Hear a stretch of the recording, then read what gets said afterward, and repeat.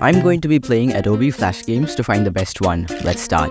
Fireboy and Watergirl. Fireboy and Watergirl is probably the most popular two-player co-op Flash game. I think what makes this game stand out more than anything is its concept and also the fact that it's a co-op and platforming game. And by the concept, I mean the opposing characters being fire and water. From the first game itself, there's always been several new mechanics introduced every few levels, whether it be fans or anything like that. Adding to that, the chaos of having two players makes it even more fun. There's like a bazillion levels in each game and like 78 sequels, each in a different setting like the desert, a crystal temple and more. It's honestly really fun to play with friends, but I wouldn't know because I don't have any friends. I give this game 9 fire emojis out of 13.3 fire emojis. The Impossible Quiz. This game was really popular during the heyday of Flash games, and every YouTuber has played it at some point. The game is just a series of very confusing questions that have a kind of logical answer, but it doesn't really make sense. If you lose your lives, you have to start again. And I think that's where the fun of the game is, as it's kind of frustrating, so you have to be careful what answers you give. There are like 110 questions, which is way more than 12. I really like this art style that many Flash games seem to have, where it's kind of hand-drawn but really colorful. Anyways, the game has difficult and intellectual questions such as having to find the square root of onions, a question which is can a matchbox?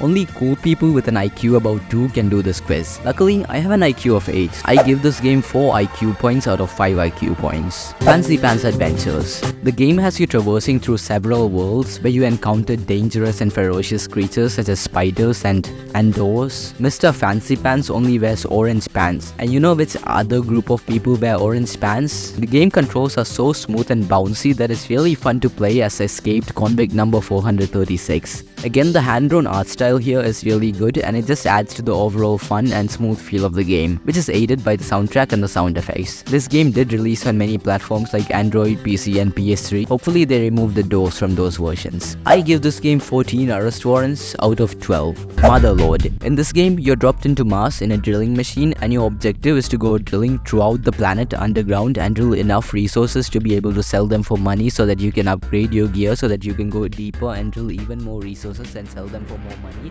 and buy more gear so that you can go deeper.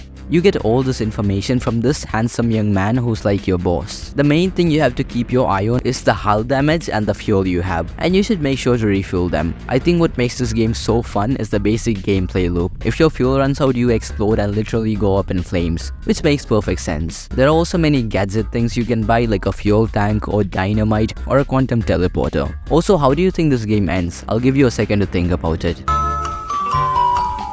You're wrong. This game ends by you fighting Satan himself. The first time I played this game, I accidentally played on the website with the pirated version and a screen came up that actually detached my soul from my body. I give this game 42 pirated copies out of 24. Papa's Pizzeria. Papa's Pizzeria is definitely the most iconic online cooking Flash game. This game got so popular that there's an entire franchise surrounding Papa Louie, ranging from pizzerias to pancake shops to burger shops to a platformer where you avoid sentient pizzas and onions. There are still games being released in the franchise even as of 2 years ago. You already know the basic outline of the game. You have to make pizzas and take orders and slowly get through the days. Personally, I find this to be one of the best Flash games of all time. I think everything about this game is just about perfect, from the iconic soundtrack to the wonderful art style to the gameplay. It's just really fun to be involved in every step of the pizza making process, from topping to cooking to cutting. Doing every step perfectly and seeing the customer's reaction at the end is great. And sometimes it's fun to just feed a customer a burnt pizza cut into a million pieces, and with every subsequent game in the series there's always been several improvements ranging from upgrades to better mechanics and more. My personal favorite would have to be Papa's Pancake area. I love all the upgrades and stuff. Maybe it's just nostalgia speaking, but I really enjoyed this whole series of games and I've had so much fun playing through each game. I give this game 8.3